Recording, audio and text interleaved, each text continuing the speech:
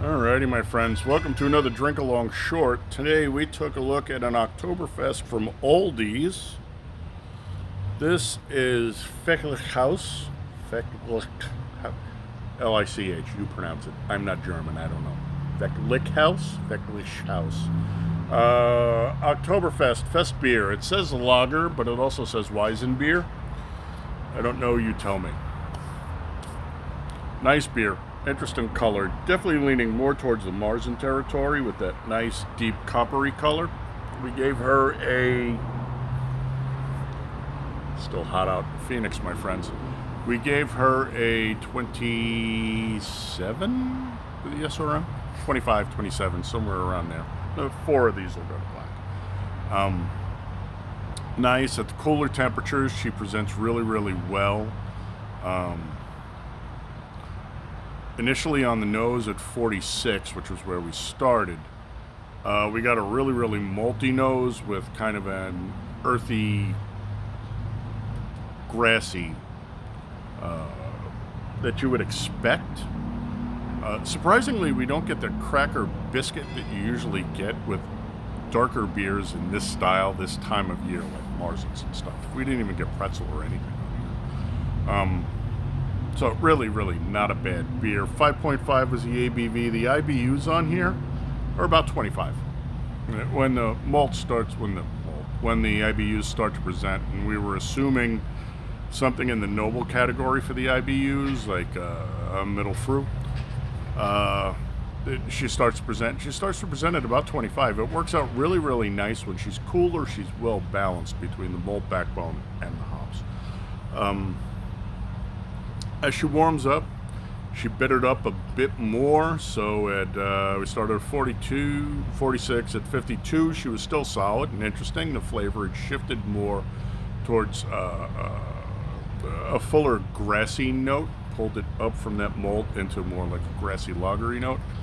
And that's when the hops started to really, really come a bit more forward and balance out really, really well. But then when we got her up into the 58, 60 zone, wheels came off, which isn't surprising for this style of beer. A lot of these beers are not designed to be drunk, imbibed, consumed at a temperature above 52, 54. 42 to 48. Yeah. That's 44 to 48, by the way. Is what it is. So, as always, you get last look. We gave her a 4.5 because it's probably going to be the only fest beer we do this year. I haven't really found anything interesting. I just bumped into this and grabbed it.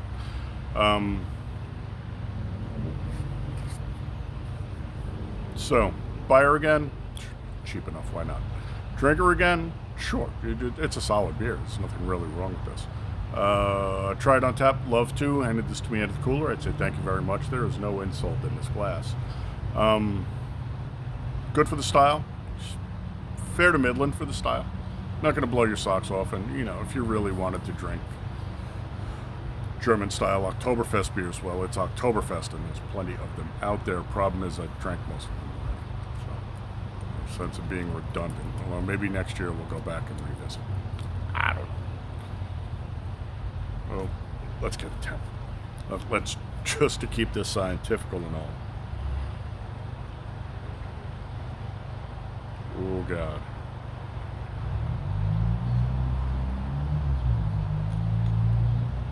Does that say 666? Wonderful. Devil beer. I'm expecting this to really, really not be impressive at this temperature, but we'll find out. Sniffer. It really doesn't smell a bit.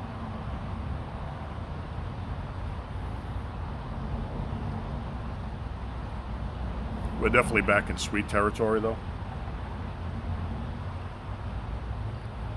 Much, much maltier. But again, darker beers tend to take a warmer temperature to really open up the blossoms. So let's see what we got. Maybe we finally got bread and crackers.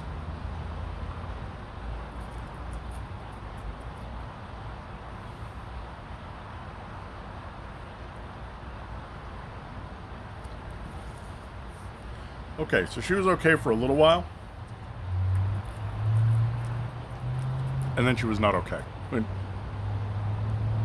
again, these styles of beers are not really warm temperature beers. I know, Knucklehead, but I gotta finish the move. I gotta finish the video first. Someone's in my lap. Yeah, 4.5 was fair on this. Just make sure you drink her cold, okay? All right, my friends. Prost.